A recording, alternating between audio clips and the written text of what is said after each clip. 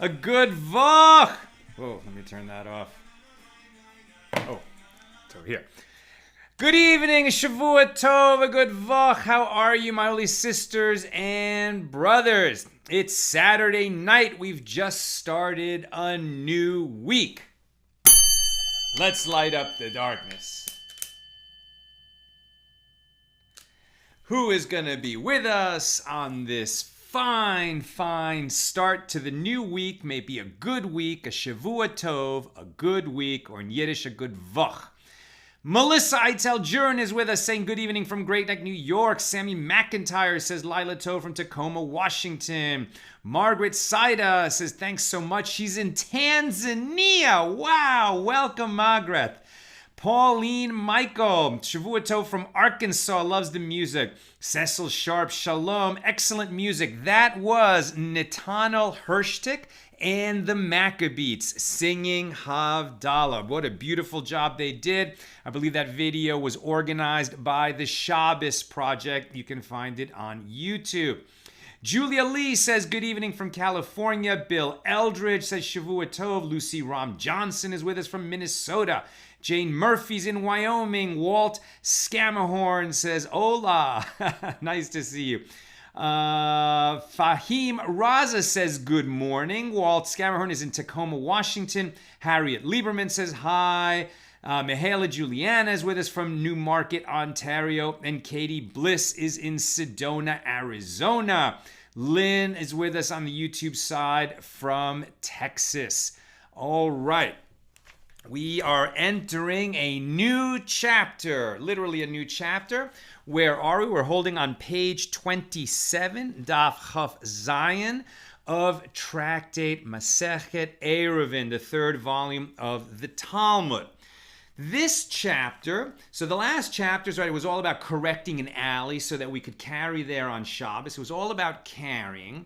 Now we're going to be starting to talk about a little bit of a different subject, still in the general area of eruv. Obviously, we're in that tractate, but we're now going to start talking, we've mentioned it a few times, about an eruv techumin. So this is about the Sabbath boundary. The general idea is that from the edge of your dwelling, and if you live in a city, for the purposes of this Sabbath boundary, so then the edge of your dwelling is considered the edge of the city. That's not for the purposes of carrying, right? You can't carry throughout a city unless you've established an eruv, a different kind of eruv, a community eruv for carrying. Here, the question that we're discussing is how far you can walk on Shabbos. irrespective of what you're carrying. It has nothing to do with carrying. This is simply how far you can walk. You can walk throughout your city, but from the edge of your city, you can only go another 2,000 cubits. If you're not in a city, then the edge of your dwelling is literally where your dwelling is when you start Shabbos.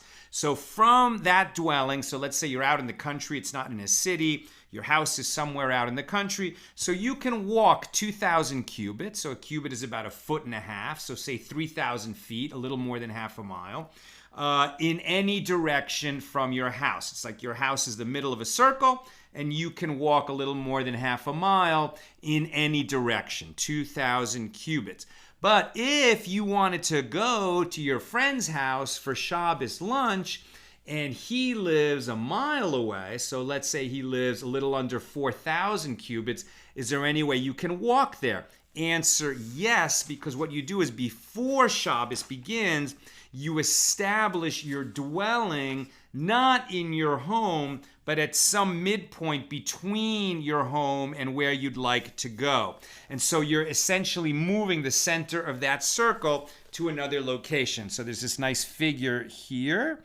And you can see this idea that you have the center of your circle, but you can move the circle, the whole circle, so that you can get to something that's on the other end of that circle on Shabbos. In order to do that, you have to move your dwelling. So how do you move your dwelling out of your house to some other point so that you can have a larger, you can't expand the circle, but you can move the circle so that you can walk farther in one direction. What you gain walking east, let's say, you lose walking west. But in order to even get the benefit in that easterly direction, you need to move your dwelling. So this is what we're going to start discussing now in chapter 3. How do you move your dwelling? You're going to do that by establishing this eruv techumin. And what this is basically is either you have to be over there at that dwelling at the beginning of Shabbos, so it's where you are at the beginning of Shabbos. So if you start Shabbos in this other dwelling, so then that can be the center of your circle. But if that's not convenient, you're not going to be over there at the beginning of Shabbos. You're not going to hang out at this intermediate point when Shabbos begins. So what you can do is you can establish a dwelling by having a basket of food at that place. That's going to become the midpoint of the circle. You establish that the middle of that circle by establishing your dwelling at before Shabbos by placing this basket of food in that spot. So now what we're going to start talking about is, well, what are the requirements of that basket of food? What kind of food can be in there? Will food that works for me also work for somebody else? Some questions are going to come up like that. So the example, for example, a nazir is somebody who has taken a vow not to benefit from any grape products, not wine, not grapes, etc. So I can put grapes or I can put wine in that basket of food and establish that as my dwelling for Shabbos. But can the nazir, who's not allowed to eat that food due to his vow, can he use those products as his dwelling to establish the middle of his circle for Shabbos? That's the kind of question that's going to come up. Also, what if we establish that basket in a place that I can't even get to it and eat that food? I don't need to actually eat that food during Shabbos in order to move my dwelling, but as we'll see, I need to have access to it. So if I chose to eat it, I could eat it. Those are the kinds of questions we're going to be discussing in this chapter 3. So let's get into our first Mishna here of chapter 3 in Tractate Eruvin. As always, if you have questions or comments, please put them in the comments. Nina will feed them to me and I'll get to them toward the end of the show. All right, Mishnah number 1. We may establish an eruv. So the first kind of eruv is called eruv chatzeros. So that's been kind of implicit in the discussions we've been having. The eruv chatzeros, this is where we're going to join courtyards, all right? So let's say we have multiple houses in one courtyard. We want to be able to carry throughout that courtyard so that residents of that courtyard in their separate houses, they have to establish this basket of food deposited in one of the houses, and now they can all carry throughout that courtyard. So with the same idea of this basket of food. So the Mishnah says we can establish an eruv to join houses in a courtyard or to join borders. That's what we're talking about now, the eruv techumin, so that we can change the location of our Sabbath boundaries so that we can walk in a particular direction. And we can establish that kind of eruv. We can make that basket of food with all kinds of food except water and salt. So what we've learned so far is like you could put any kind of food in that basket and it's going to establish an eruv for you, but not water or salt. And we may buy all kinds of food with maasr sheni except water and salt. So now that we've mentioned that we can't create this eruv to establish our Shabbos dwelling, right, to adjust where our legal dwelling is on Shabbos, we can do it with any kind of food except water and salt. Now that we've learned that, we're going to learn about another kind of law for which water and salt are an exception, namely maasr sheni. So maasr is our tithing. Maasr means tithe, right? So we have to set aside part of our income, and especially in an agricultural society where the income is the produce of the farm, right? So the very first tithe is going to be for the priests, and that's the teruma, and it's about 2%.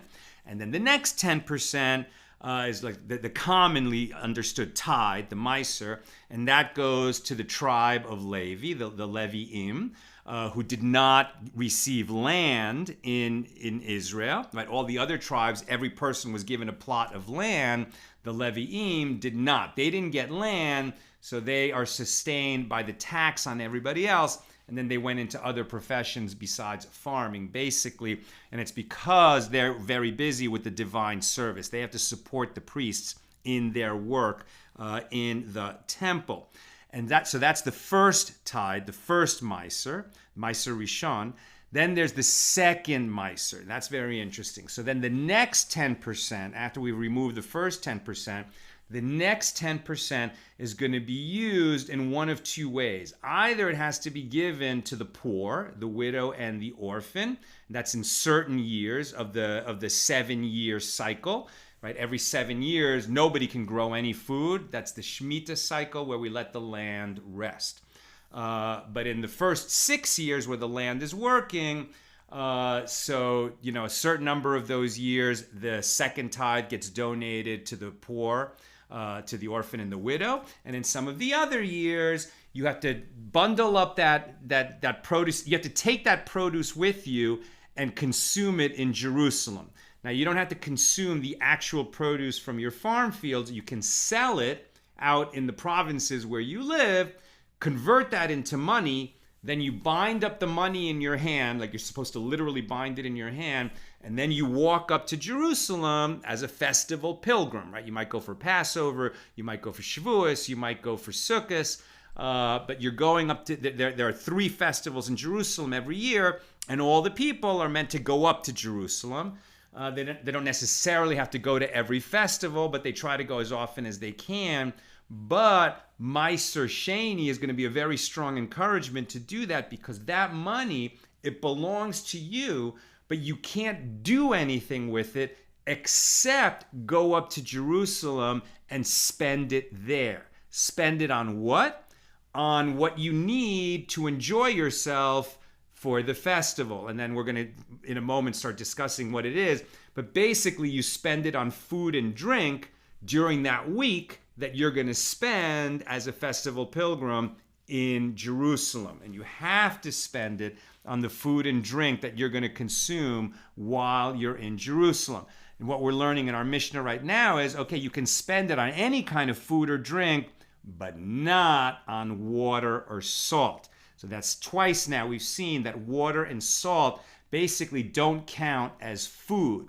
They're necessary to human life, but they're not considered nourishing. They're not sustaining, right? You need water. I mean, you could die of thirst. Obviously, you need water, but you can't live on water alone. You can't live on salt alone. And so you can't use either water or salt either as the basis of your eruv to shift your dwelling on Shabbos, or to spend your maaser sheni, your second tithe, when you go up to Jerusalem, and you have to spend it on food and drink. Okay, continuing with the Mishnah. It's a more lengthy Mishnah than we often have. Excuse me. And we may establish the eruv for a nazir with wine. So I mentioned that before as an example. So the Nazirite, right? Not somebody from Nazareth. A Nazirite, that's why it's better to say the word nazir. So the nazir is somebody who has taken a vow not to benefit from grapes or grape products or wine. He's definitely going to abstain from wine, from brandy, etc. So that food, the grapes or the wine, are not permitted to him. Nevertheless, we can establish an eruv for him using that wine, even though the wine itself is not permitted to him, because it would be permitted to him at another time, right? So it still counts as food, and it can be used for his eruv. Likewise, we can establish an eruv for an Israel, meaning an Israelite, meaning not a Levi and not a Cohen, not a priest, not of the Levite class or the Levite tribe, but just any other Jew. So teruma is a food that is set aside. It's the very first tithe, the teruma gedola, that's only for the priests. Even Levites can't eat teruma. Only priests can eat teruma. It's a food that's set aside for the priests. So a regular Jew, an Israelite, is not allowed to eat teruma. Nevertheless, even though he's not permitted by law to eat that food, we can make an eruv using that food to shift his dwelling for the purposes of the Sabbath boundary, the techumin. The sage Sumachos says he disagrees with that last ruling, that the eruv for the regular Jew, the Israelite, can only be made with food that's permitted to him, chulin, in other words, non-sacred, non-consecrated food. Next, the location of the eruv. The Mishnah says that an eruv can even be placed for a priest, for a Cohen, in a base hapras. So a base hapras is a field where it's known that a body was buried. And we know where they buried the body, but unfortunately this field is a farm field, and it was plowed over, and we're concerned that pieces of the body that was buried in that field, when it got plowed, like little bits of bone or whatever, got distributed over that field. And so a priest cannot enter that field because a priest can't contaminate himself with the dead. A Cohen is not allowed to enter a cemetery for the same reason. So he can't enter that field, so how can we place this eruv of food in that field to create an eruv for a Cohen? You'd think we can't do that because he can't access, but the Mishnah says, yes, we can, presumably because somebody could go in there and get it for him and fetch it for him. And even, says Rabbi Yehuda, we can place the eruv for the Cohen in a cemetery between the graves. Why? Because it is accessible to him. If he was really careful, we could create partitions for him, like make a path between the graves and place a partition between him and the graves. And theoretically, he could walk out there and get the food that's in the eruv for him. He'd never need to do that, but the fact that the possibility exists makes it permissible to create an eruv for him in a location where he himself could normally not walk out there to get it. Okay, that's the Mishnah, right? So these are some rules about creating, about this basket of food that we're going to use to establish the location of a person's dwelling at the beginning of Shabbos.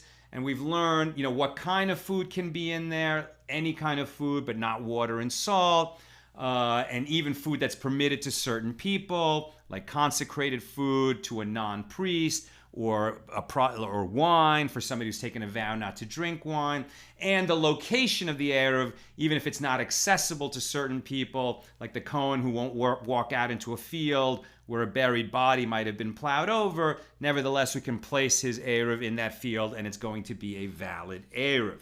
Okay, now the Gemara starts its discussion on this Mishnah, and it doesn't even talk about the eruv at all. It's going to talk about the kind of law that this Mishnah, the way in which this Mishnah is formulated.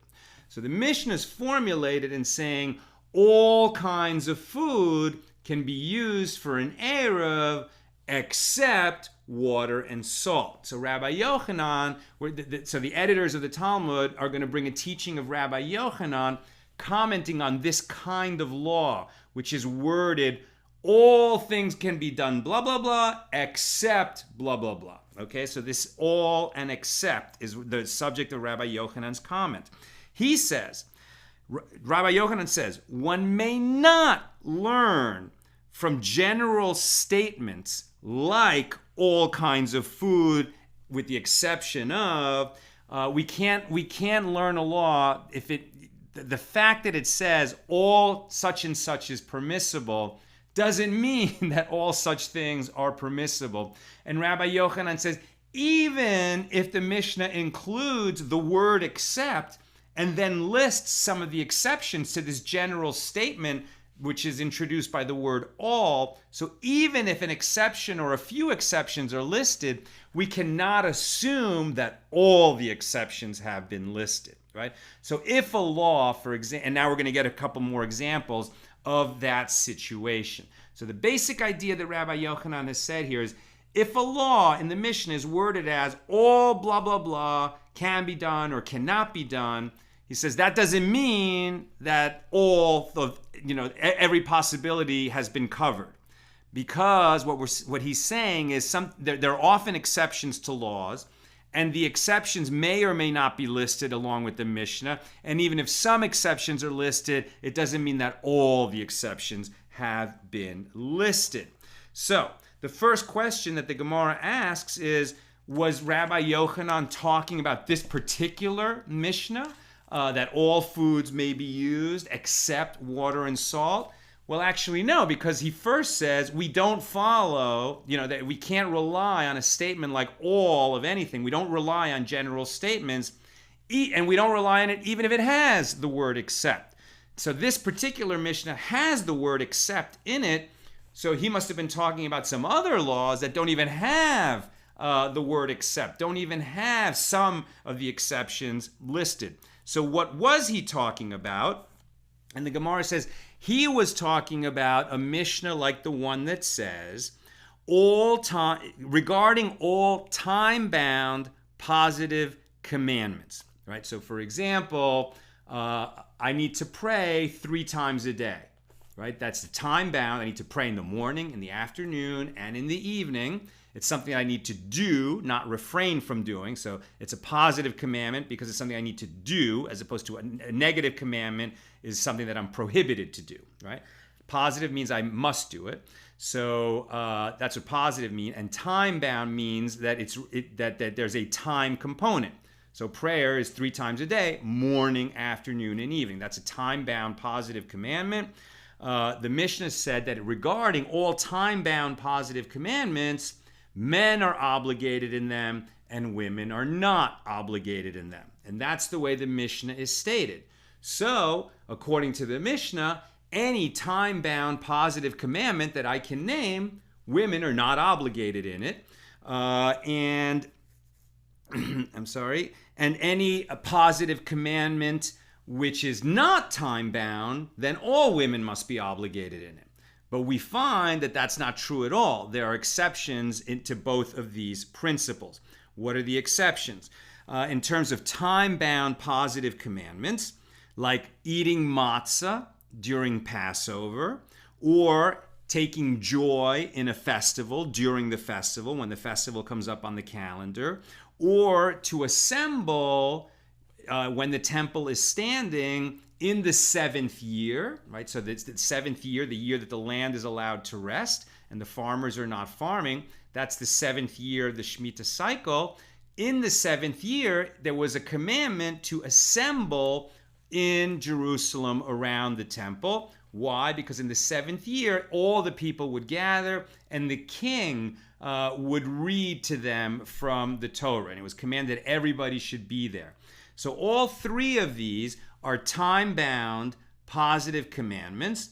From the Mishnah, you would think women are not obligated in them, and that's false. women are obligated in these commandments, even though they're both positive and time bound.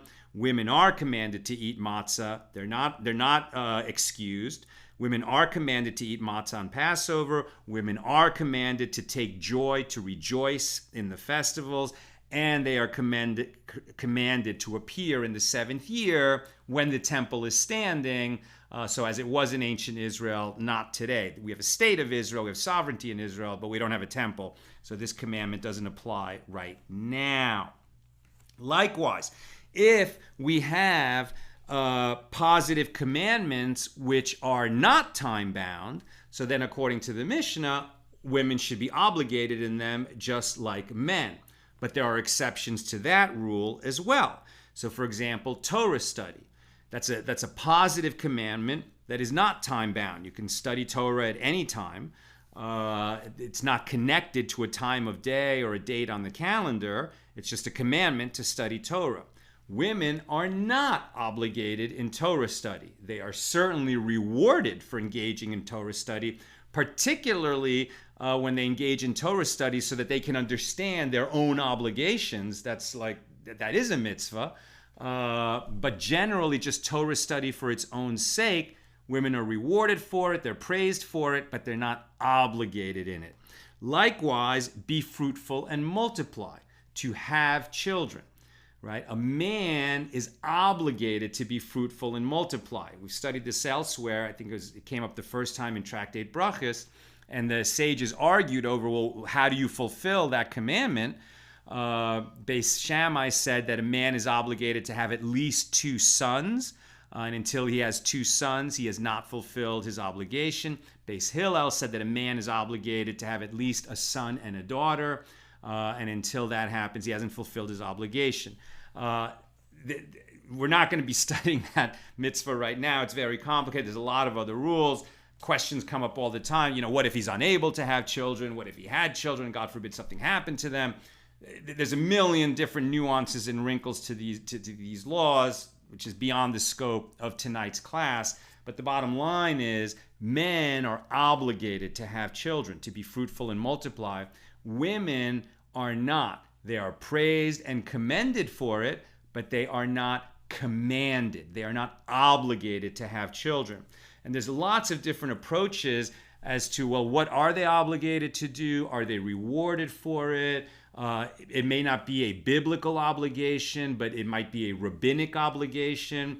And there's actually a lot of machlokes. There's dispute about what are the women's obligations actually. Some say that rabbinically they're commanded to have children. They're just not biblically obligated. Others say, no, they're not even rabbinically obligated to have children.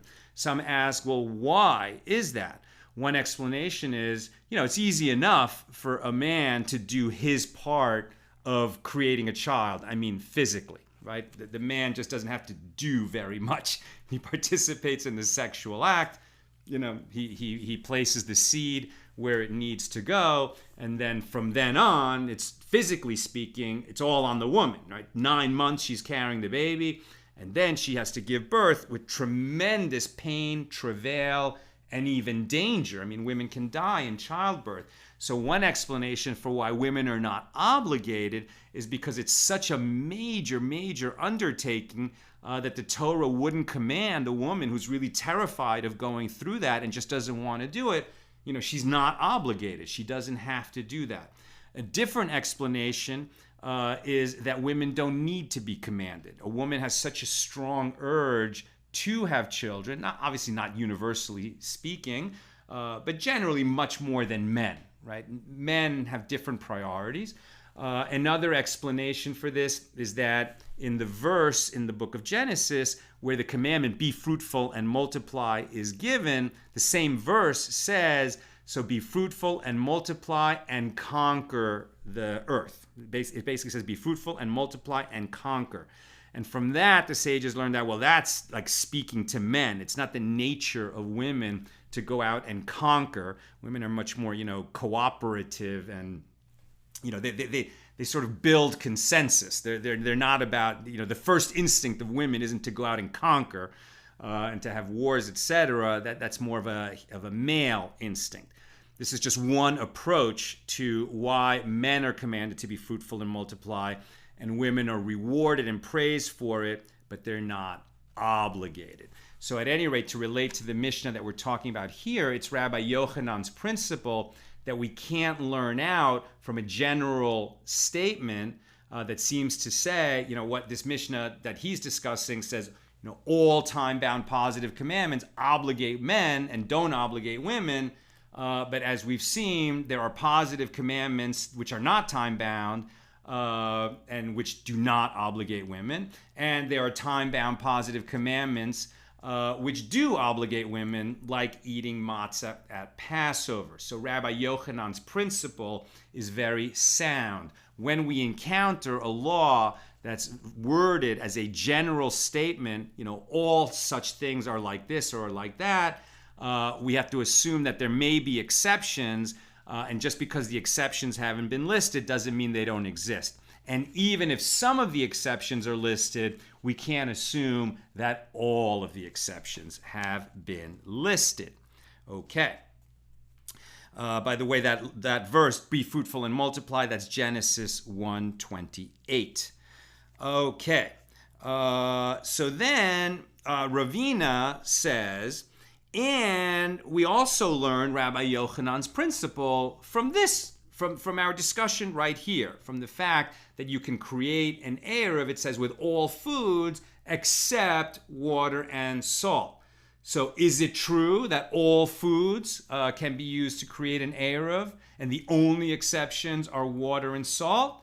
No, it's not true. And that's why we know that Rabbi Yochanan's principle is sound and it applies in our case. So what are some exceptions that are not listed here? One that's given is mushrooms and truffles. So you cannot create an eruv with mushrooms or truffles. For whatever reason, even though they're nourishing, I mean, that's food, you get calories from mushroom and truffles, but it's not going to count as a food for the purpose of establishing an eruv. At this point, I'll just mention that on Thursday night, we saw a documentary that was directed by a guy we know who's a wonderful director named Louis Schwartzberg. The movie's called Fantastic Fungi, and it's about the fungi of the world. There's plants and there's animals. Those are both kingdoms, and the fungi are a whole other kingdom of life on Earth, and there are far more species of fungi and far more sort of pounds of fungi on Earth than either plants or animals.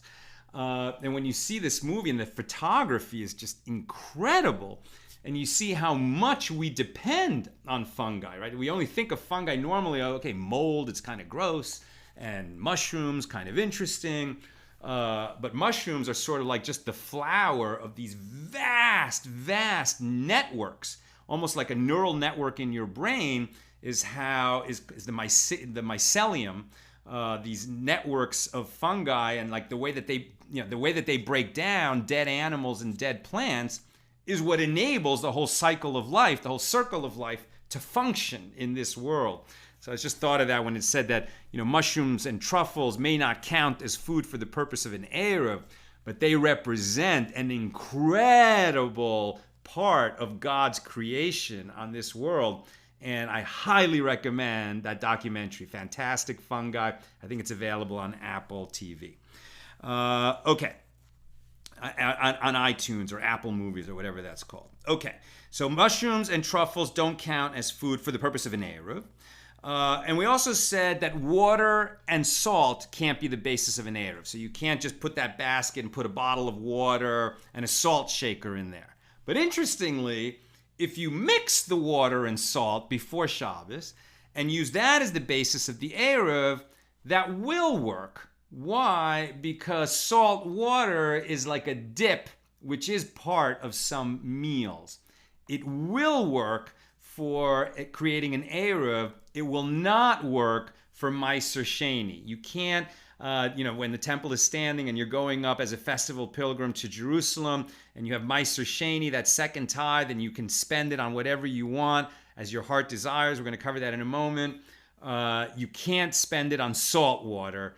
But if it's salt water mixed with something else like oil or brine or some other food, then it would count and the salt water would go along with it.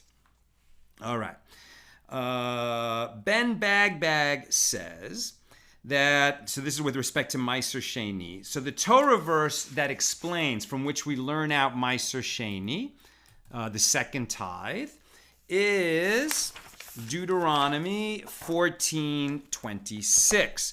And it says, when you go up to Jerusalem and you shall bestow that money, right? You sold the produce, that was your second tithe, you changed it into money, and then you walked up to Jerusalem for the festival, and you shall bestow that money on all that your heart desires, on oxen, on sheep, on new wine, on old wine, or whatever your soul requests. That's Deuteronomy 14:26.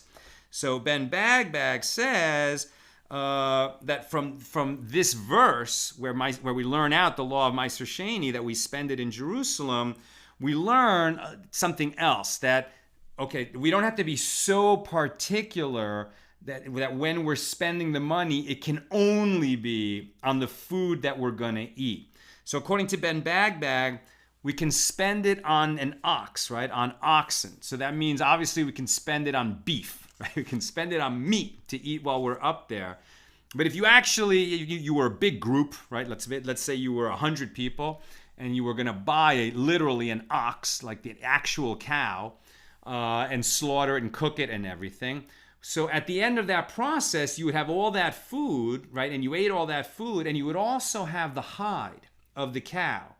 Now, the hide has value. It's like a big cow hide. It's leather. You can make all kinds of things out of it.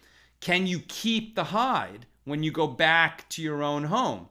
Answer, yes, you can take it with you. You don't have to consume it in Jerusalem during the festival, as it were. Likewise, if you buy a sheep because you want to eat the mutton, right? You want to eat the meat of the sheep, but part of the process of eating and of slaughtering and eating the sheep, there's going to be left over not only the hide, but the fleece, the wool of the sheep. So maybe you shave off the wool before you do this. Can you take the wool home with you from Jerusalem? According to Ben Bagbag, yes, you can. You're allowed to spend it on wine, on new wine. There's going to be a distinction between new wine and old wine. The Koran actually translates it as wine or strong drink. Art Scroll translates it as new wine, yayin, which is the word you normally use for wine, and shechar, which is old wine, right? Or here it'll say strong drink. So we're going to talk about that difference. But in either case, you can buy not only the wine, but the jug that it comes in, right? And you don't have to leave that jug in Jerusalem. Once you bought the wine, the jug comes with it, and you can keep the jug, right? And you can also spend it not just on, if we translate it as old wine can be literally old wine, or it can be some other sort of intoxicating product made from the grape and wine process. In other words, some kind of brandy. That's okay. And you can do that kind. You can buy brandy and you can bring the bottle home, right? It's like, even though the maasr sheni can only be spent on food in Jerusalem, in buying the food, you might get some other products like the hide of the cow, the fleece of the sheep, or the jug that the wine came in, and it's all right for you to take those home with you. You didn't do anything wrong. Rabbi Yochanan says, whoever can explain to me why the ox is on this list, I will carry his clothes into the bathhouse. In other words, he would honor such a person that could explain why the ox is on this list so much that he would behave, even the great Rabbi Yochanan would behave as a servant to that person because he can't figure it out for himself. What is the problem? In a nutshell, why do we need to have the cow listed to say that I can, eat the beef of the cow and I can keep the hide if also the list includes the sheep?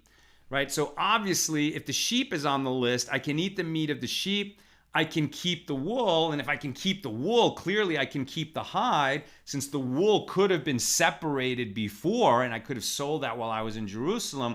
But if I'm allowed to keep the wool, then obviously I'm allowed to keep the hide as well. So if I can learn both of those principles from the fact that the sheep is included in the list, why do I also need the ox?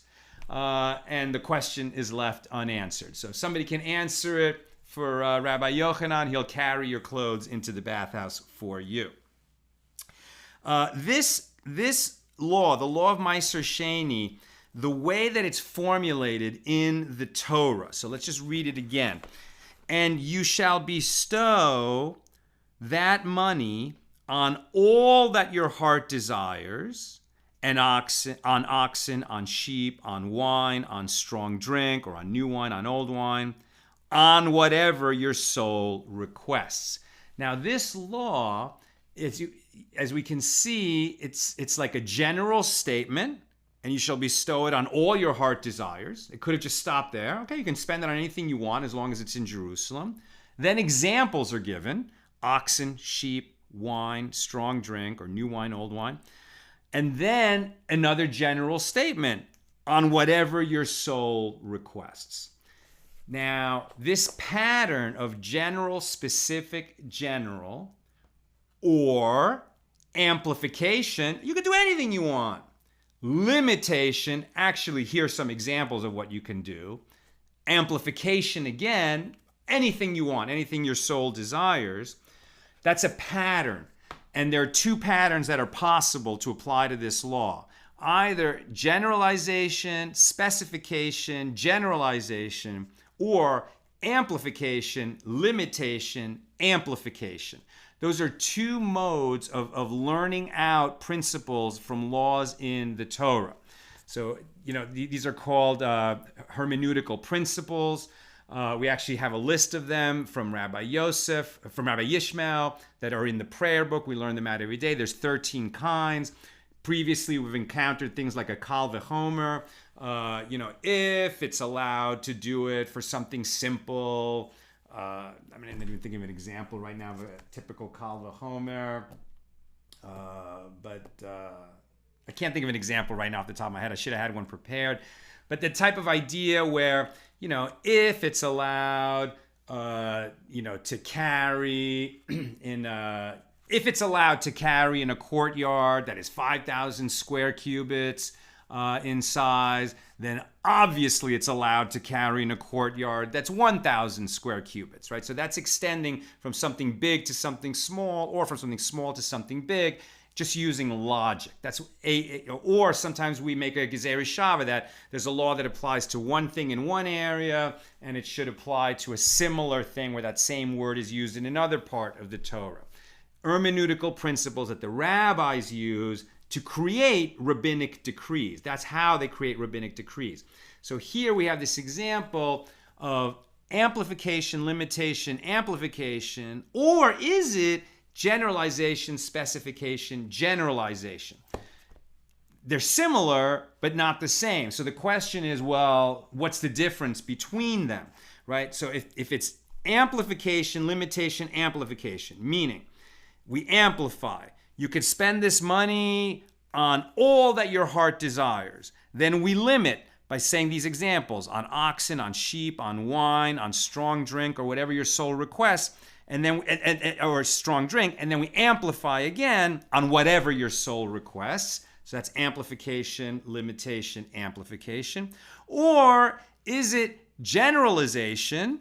And you shall bestow the money on all these different things, all your heart desires, and then specifics: ox, sheep, wine, strong drink, and then generalize again on whatever your soul requests. What difference does it make whether we go amplification, limitation, amplification, or generalization, specification, generalization? What's the difference?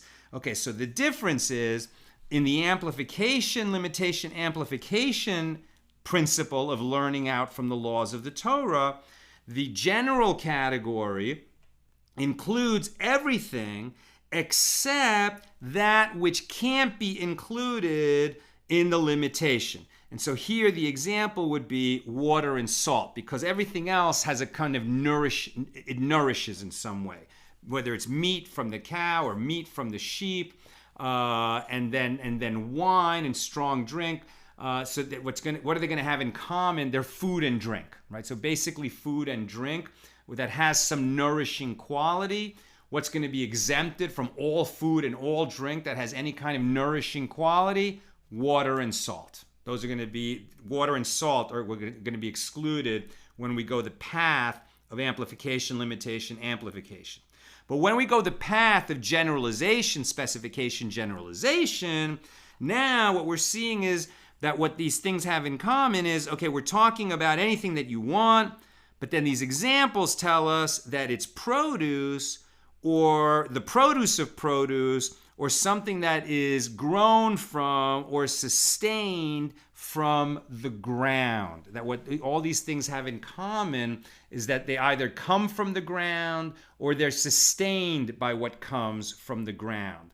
So salt and water are going to be excluded, but so will fish, right? Because fish, they don't come from the ground, right? They're not plants that grow from the ground, and they're not sustained from the ground, right? They're sustained, let's say, by other fish that are swimming in the water, or by algae that's growing in the water, or those little creatures that they eat.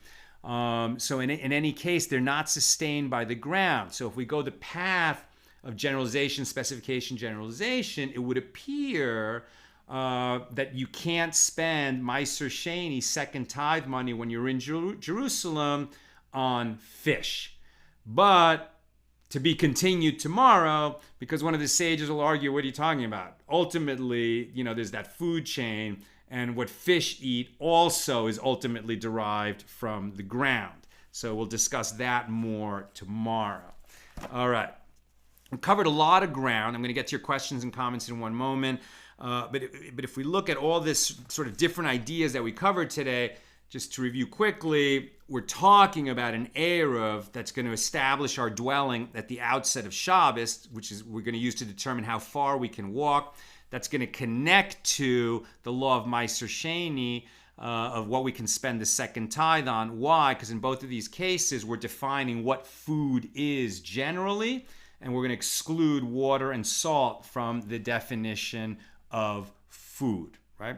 And we got there along the way, but we had a nice lesson in how the sages learned their principles from laws that are in the Torah, where they have to they're really getting at the chassis of the law, right? At the undercarriage, the skeleton of the law, so that they really understand what goes into the law, so that they can use it to extrapolate and create rabbinic decrees that ultimately are going to protect us from violating laws of the Bible, but also that the rabbinic decrees themselves, will function properly the way that they should. Okay, let's get into some questions. Lynn in Texas I was surprised that the maaser sheni could not be used for shelter and non-food expenses for the pilgrimage holiday. Is that correct? Makes an expensive trip. Yeah, I'm really glad you asked that, because I don't know the answer, and I was thinking the same thing as I was teaching it. Because the point of the maaser sheni is to motivate you to go up to Jerusalem, right? So is it only going to cover your food expenses, or is that somehow going to go along? I don't know. I don't know the answer. I don't have it at the tip of my fingers. It may be that, just as the jug comes along with the wine, well, where are you going to consume that food? Like, you can't just sit on the street and eat it.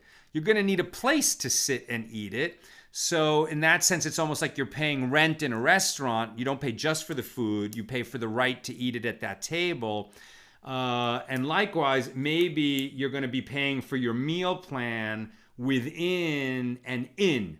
Right? So maybe the meals come along with the fact that you're staying in an inn. So the bed and the roof over your head are like the jug of wine, or like the jug that comes along with the wine. I'm not sure. I don't know. I'm just speculating. But I bet we'll find out more as we move forward. Lucy Ram Johnson, would it be accurate to say that you can't ever know what all really encompasses, because there are more things or cases than what you know or can imagine? So there are bound at some point to be exceptions to any law which is formulated as all. And I would say, yeah, I think you're absolutely right. And I think that's what Rabbi Yochanan was saying. And all they've done here is give us some examples so that we can, to prove the point that any law that's formulated as all is not necessarily all-encompassing. We should know that there may be exceptions, and they simply haven't been listed at the time that the law was created. And let's think what an important principle that is. I mean, the whole process of governing a country, right? What does a legislature do? What does a chief executive do? It's like they work together, and the judiciary. I mean, they all work together to create laws. And every time they create a law, there are unintended consequences because they try to think of every case that would come up, but they can't. They can't think of every case. Life isn't like that. And so when the cases come up that make that law difficult, okay, so they can either strike down the law or adjust the law, modify the law, limit the law, expand the law. And that's what is constantly happening. And that's why the U.S. Code, the Code of Federal Laws in America, which started with a Constitution and a Bill of Rights, it has grown out to be even bigger than the Talmud, right? It's hundreds of volumes. And it's just that ever-evolving process. And, that's why lawyers make good money trying to figure out what is legal and what isn't. In every situation. But I think Rabbi Yochanan's principle is very important. Even if a law is formulated to say all, there's bound to be exceptions. However, why did they say the word all at all, right? And now we're talking about the Torah, so God used the word all.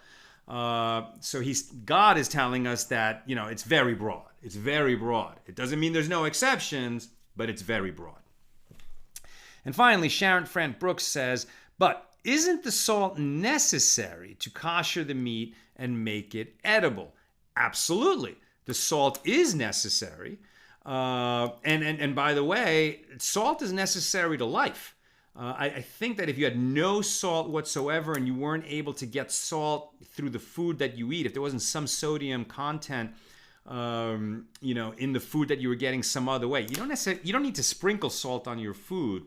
But I think if there was no salt at all, life would not be sustainable. Like, we need salt. But in terms of this legal definition for the eruv and for maasr sheni, water and salt, which are crucial to human life, are nevertheless not considered nourishing, right? Like, probably you could live for a long time eating only bananas or eating only nuts.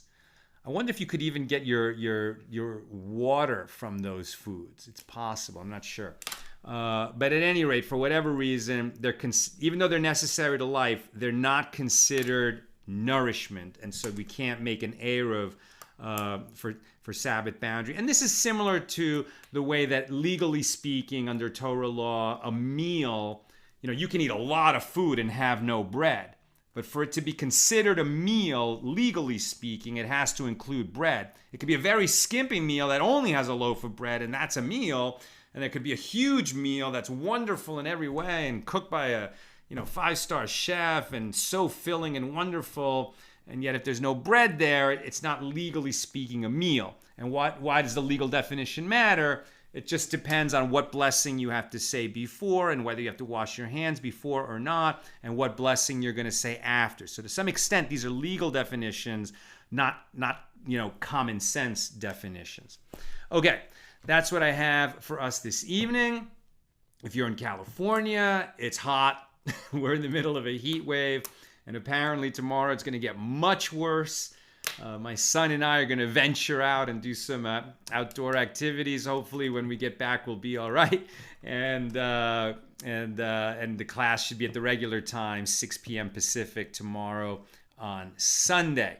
But as we've seen, this very legalistic tractate, Eruvin, is really apt to go in all kinds of directions at any moment. And including tonight, we had the question. Are women obligated in the commandment to be fruitful and multiply? We were really exploring that question, but these kinds of questions, very interesting, unexpected detours, will keep coming up throughout Tractate Eruvin. Have a great night and a great week. A good vok. Shavuot Tov.